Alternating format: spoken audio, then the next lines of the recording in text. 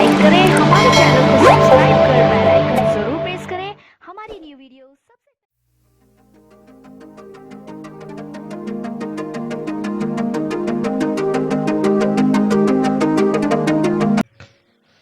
लाल किला। लाल किला दुनिया के सर्वाधिक प्रभावशाली भवन किलों में से एक है। लाल किला का यह नाम इसलिए पड़ा क्योंकि यह लाल पत्थरों से बना हुआ है। प्रत्येक वर्ष 15 अगस्त को भारत के प्रधानमंत्री प्रातः 7 बजे लाल किले पर झंडा लहराते हैं और अपने देशवासियों को अपने देश की नीति पर भाषण देते हैं। हजारों लोग उनका भाषण सुनने के लिए लाल किले पर पहुंच जाते हैं। दिल्ली में स्थित यह ऐतिहासिक किला मुगल कालीन वास्तुकला की नायाब धरोहर है।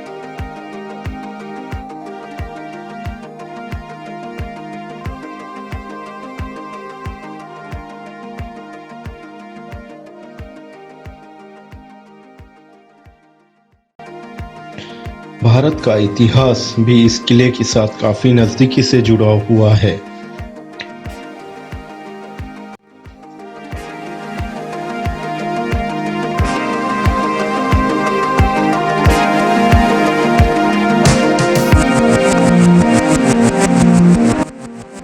यहीं से ब्रिटिश व्यापारियों ने अंतिम मुगल शासक बहादुर शाह जफर को पद से हटाया था और 3 शताब्दियों से चले आ रहे मुगल शासन का अंत हुआ था। भारत की शान के प्रतीक लाल किले का निर्माण मुगल बादशाह शाहजहां ने 17वीं सदी में कराया था। तब से अब तक यह ऐतिहासिक विरासत कई हमलों को झेल चुकी है।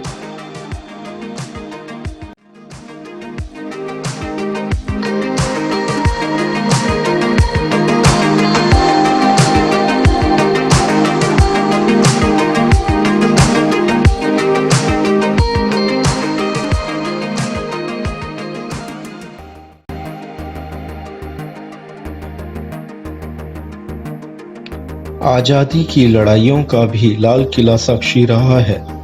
लाल किले की प्राचीर से भारत के प्रथम प्रधानमंत्री पंडित जवाहरलाल नेहरू ने घोषणा की थी कि अब भारत उपनिवेशी राज्य से स्वतंत्र है।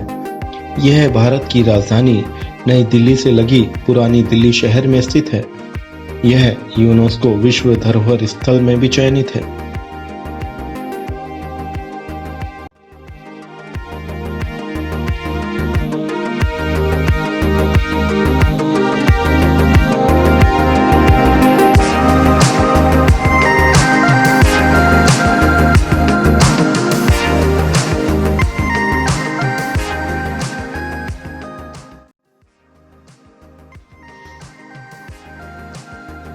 भारत के सम्मान का प्रतीक और जंग-ए-आजादी का गवाह रहा दिल्ली का लाल किला 17वीं शताब्दी में मुगल शासक शाहजहां ने बनवाया था। आगरा से दिल्ली को अपनी राजधानी बनाने के लिए शाहजहां ने पुराने किले की जगह पर 1638 में लाल किले का निर्माण शुरू करवाया था, जो 10 साल बाद 1648 में पूर्ण हुआ। मुगल शासक शाहजहां ने 11 वर्ष तक आगरा पर शासन करने के बाद यह निर्णय लिया कि देश की राजधानी को दिल्ली लाया जाए और 1618 में लाल किले की नींव रखी गई।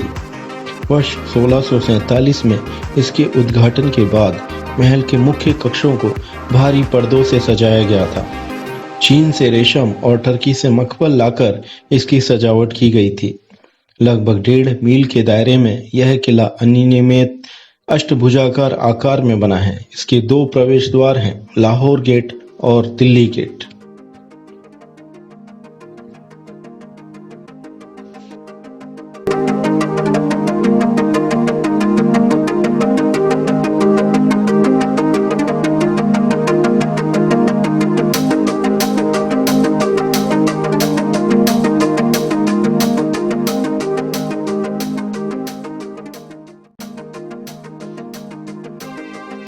लाल किला एवं शाहजहानाबाद नगर मुगल बादशाह शाहजहां ने 1639 में बनवाया था।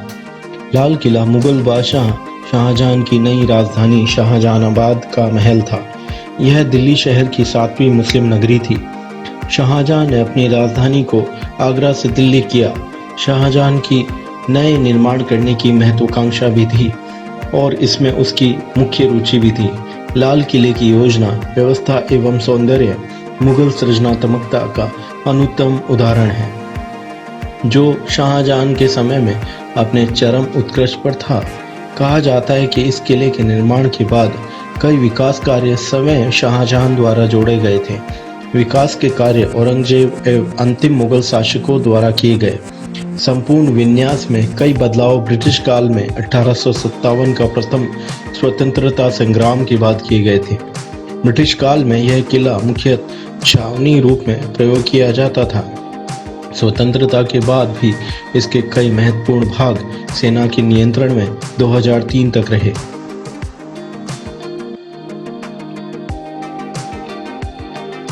यह किला भी ताजमहल की भांति ही यमुना नदी के किनारे पर स्थित है। यमुना नदी का जल इस किले को घेरने वाली खाई को भरती थी। इसकी पूर्वोत्तर की ओर दीवार एक पुराने किले से लगी थी, जिसे सलीमगढ़ का किला भी कहते हैं। सलीमगढ़ का किला इस्लाम शाह सूरी ने 1546 में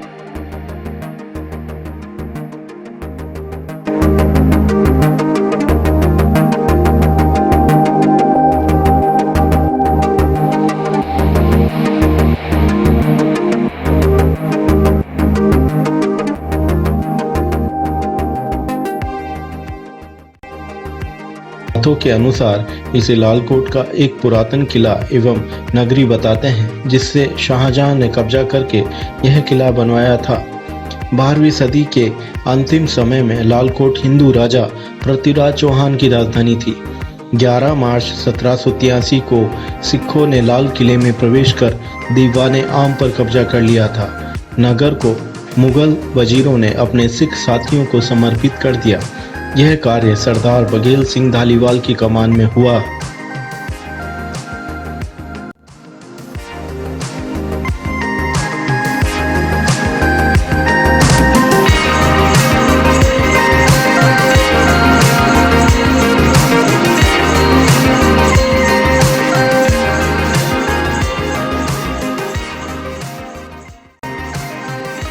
लाल किले की योजना पूर्ण रूप से बनाई गई थी और इसके बाद किए गए बदलावों के बाद भी इसकी योजना के मूल रूप में कोई बदलाव नहीं होने दिया गया।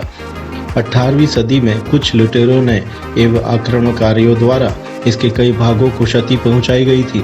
1857 के प्रथम स्वतंत्रता संग्राम के बाद भी किले को ब्रिटिश सेना के मुख्यालय के रूप में प्रयोग किया जाने लगा था। ब्रिटिश सेना ने इसके करीब 80% मंडपों और उद्यानों को नष्ट कर दिया। इस नष्ट हुए बागों और किले की पूर्व स्थापना योजना सन 1903 में उम्मे दानिश द्वारा की गई।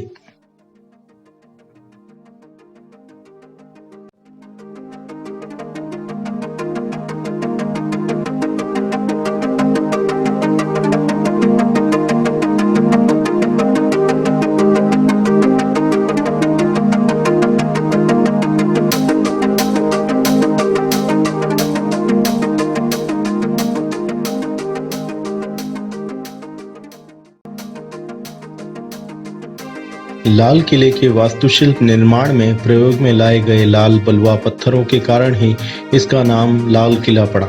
इसकी दीवारें 2.5 किलोमीटर लंबी और 60 फीट ऊंची है। यमुना नदी की ओर इसकी दीवारों की कुल लंबाई 18 मीटर और शहर की 33 मीटर है। लाल किला सलीमगढ़ के पूर्वी छोर पर स्थित है। इसको अपना नाम पत्थर की प्राचीर एवं दीवार के कारण मिला है। यही इसकी चार दीवारी बनाती है। नापने पर ज्ञात हुआ है कि इसकी योजना 182 मीटर थी।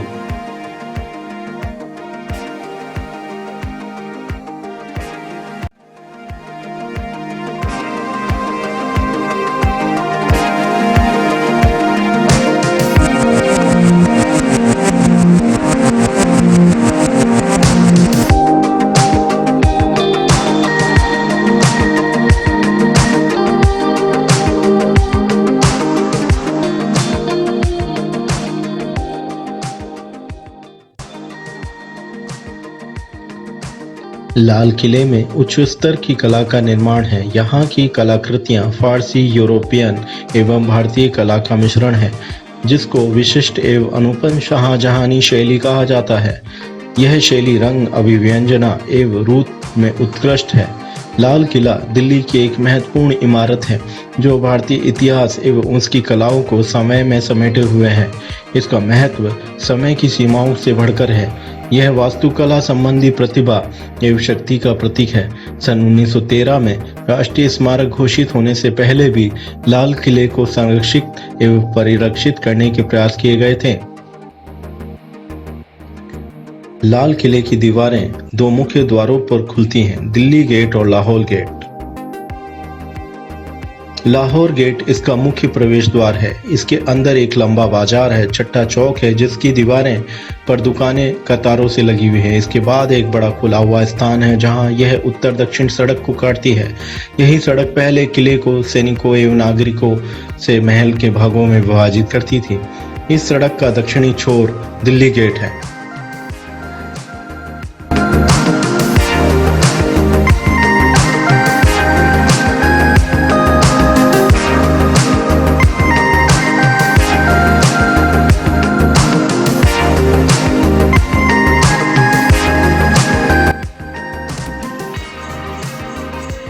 नक्कार खाना लाहौर गेट से चट्टा चौक तक जाने वाली सड़क से लगे खुले मैदान के पूर्वी ओर नक्कार खाना बना है। यह संगीतज्ञों के लिए बने महल का मुख्य द्वार है। चट्टा चौक के पास ही नक्कार खाना है, जहां संगीतकारों की महफिल सजा करती थी। इसके अन्य आकर्षणों में दीवाने आम, दीवाने खास, हमाम, शाही बुर्ज, मोती मस्जिद, रंग महल आदि शामिल हैं। दीवाने आम, इस दरवाजे को पार करने पर एक और खुला मैदान है, जो मूलतः दीवाने आम के प्रांगण का था, जिसे दीवाने आम कहते हैं। जनसाधारण के लिए यह बना बृहद प्रांगण था। एक अलंकृत सिंहासन का छज्जा दीवान। लाहौर गेट से दर्शक छत्ता चौक में पहुंचते हैं, जो शाही बाजार हुआ करता था। इस शाही बाजार में दरबारी, जौहरी, चित्रकार, कालीनों के निर्माण एवं इनमेल के कारीगर, रेशम के बुनकर और विशेष प्रकार के दस्तकारों के परिवार रहा करते थे। शाही बाजार से एक सड़क नवाबार खाने की जाती है, जहां से दिन में 5 बार शाही बैंड बजाया जाता था। यह बैंड हाउस मुख्य महल में प्रवेश का संकेत भी देता है और शाही परिवार के अतिरिक्त अन्य सभी अतिथियों को यहां से झुककर जाना होता है।